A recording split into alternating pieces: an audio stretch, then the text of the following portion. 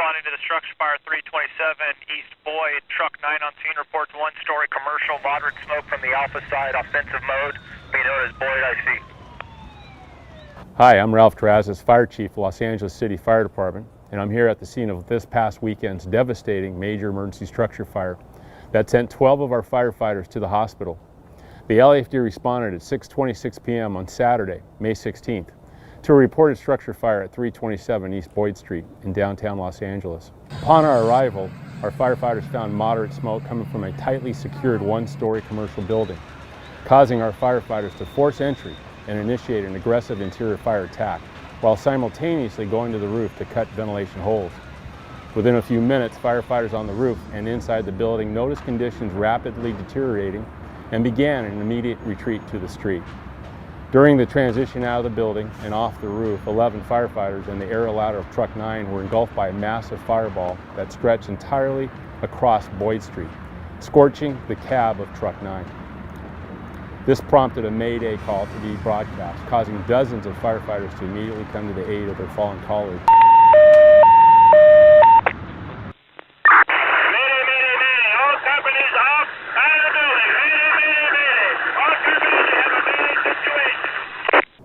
We quickly transported all 11 injured firefighters to the nearby LA County USC Medical Center, where an amazing team of doctors and nurses jumped into action to provide world-class treatment to our members.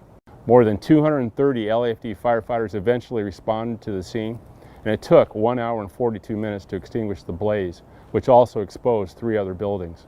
Today, the LAFD's arson investigators have been joined by the LAPD's Major Crimes Unit and the National Response Team from the ATF. Together, this large and experienced group of investigators will work to determine the cause and origin of this destructive fire. The findings of this investigation will be the basis for the LAFD's efforts to ensure this type of fire never happens again. Additionally, we have mental health professionals and the LAFD peer support members working on the important task of monitoring our firefighters' mental wellness after such a traumatic incident. Finally, I would like to thank everyone from across the nation and around the world for their support of the Los Angeles City Fire Department during this time. Thank you and stay safe. All right, hang with me here for a few minutes. I'm running a timer. Significant fire in LA City. 12 badly burned firefighters. Captain lost the use of both his hands. My heart is out for these guys. So keep them in your thoughts and your prayers. The physical and mental recovery is huge. Like I said, Captain lost both use of both his hands, significant. Their gear protected them. It was a huge fireball. At the end of the day, those guys were alive to experience that. And so a little focus on the fire real quick is this should put you on your heels. The volume of fire coming out of the Alpha front door and the fireball coming out of the roof is significant. The exponential rate of growth of that fire with that, whatever gas, whatever the investigation finds, anxiously awaiting that report, whatever they find and how much, I'm very much so interested in that. I felt like I was watching a refinery fire of sorts, refinery or a rail car, or a tanker truck. And here's this small retail commercial space with just a massive fireball coming out of it. And in tune watching those guys go through it. And while I don't want to get into strategy and tactics on this, what I want to do is just kind of challenge your mindset a little bit. And while I think most everybody probably shares a similar philosophy and mentality, it's that preparedness to going to incidents like this or like this, incident. And the mindset of we're a small district, it doesn't happen here versus that's the big city, it only happens over there. It is, in my opinion, a very dangerous way to conduct business. So if you're comfortable with that, I'm not here to tell anybody how and what to think. But I'm telling you, being prepared for an incident like this is how we should be conducting ourselves. preparing our young new members, our probies, to be prepared for an incident like this. The BHO operation on Day Road is now closed. It has been for over a year. Is there a possibility that an operation like that could come back? Yes, the industry is only growing. There are farms popping up everywhere, many in Jefferson County, and they also sell kits for people to do the butane honey oil operation in their homes.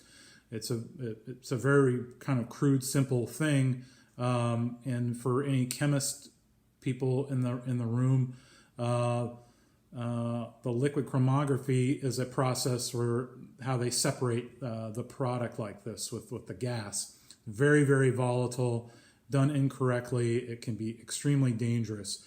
And the video following my video here is an experience a couple had and what went very bad for them.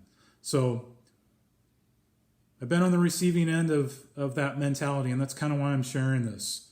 It's not going to happen here, or we don't need to train on that. It doesn't happen very often.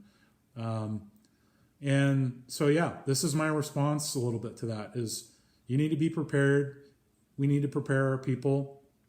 It's hard to recreate this kind of environment in a training environment. It's nearly, I don't want to say impossible, but so that's why we use these experiences. We use these, we'll use this report, we use this video. That's what we do to gain some experience through, others and, expert subject matter experts that have been doing this for a long time, right? So reach out to me on duty, off duty. If you want to discuss this at any length, I'm happy to do so. I know this is a bit of a long one. Please hang tight for a couple more minutes, and we'll see you on the next one. To get out. This is very dangerous. Badly burned in a marijuana accident tonight. 2 victims are joining the Riverside DA in warning everyone across Southern California about the dangers of something called honey oil. It's said to be a cheaper way to get high, but it can come with a much higher cost. Here's CBS 2's Christy Fajardo.